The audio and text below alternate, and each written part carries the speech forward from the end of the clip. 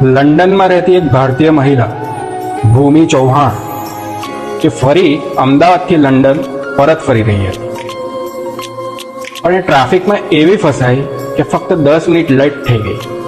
એના લીધે ફ્લાઇટ નહીં પકડી શકી. ઘણી વિનંતી કરી એણે એરપોર્ટ ઉપર, પણ એને ફ્લાઇટમાં બોર્ડ ના કરવા દીધું અને ફક્ત 10 મિનિટ લેટ થવાના લીધે એની ફ્લાઇટ છૂટી ગઈ અને એ લંડન નહીં જઈ શકી.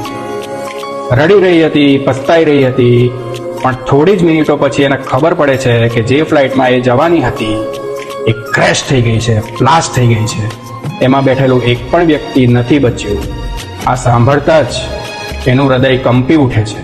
એ ધ્રુજી જાય છે એ વિચારીને કે કદાચ એ ફ્લાઇટમાં ગઈ હોત તો એ પણ આજે જીવતી નહીં હોત. જે થોડા સમય પહેલા જે મહિલા પસ્તાઈ રહી હતી કે મારી ફ્લાઇટ છૂટી ગઈ, એનો પસ્તાવો થોડી જ મિનિટોમાં ખુશીમાં બદલાઈ જાય છે કે સારું થયું એ ફ્લાઇટમાં હું નહીં બેઠી. તો મોરલ હું તમને એ જ સમજાવવા માંગુ છું કે આપણે મનુષ્ય ભગવાનને દોષ આપીએ છીએ કે મેં આ કામમાં એટલી બધી મહેનત કરી અને તમે મારી મહેનત સફળ નહીં કરી, મારું કામ નહીં કર્યું. પણ આપણે એ ભૂલી જઈએ છીએ કે એ ભગવાન છે. એમણે આપણને બનાવ્યા છે, આપણી જિંદગી એમણે બનાવી છે. ઘણીવાર આપણો પ્લાન અને ભગવાનનો પ્લાન અલગ અલગ હોય છે. આપણે જે વસ્તુને મેળવવાની કોશિશ કરી રહ્યા હોઈએ છીએ, શું ખબર ભગવાને એનાથી પણ વિશેષ આપણા માટે વિચારી રાખ્યું છે. એ વસ્તુ નહીં મળી ફક્ત એટલા માટે કે ભગવાન એનાથી પણ વધુ સારું આપણને આપવા માંગે છે અને આપણે એને જ દોષ આપીએ છીએ.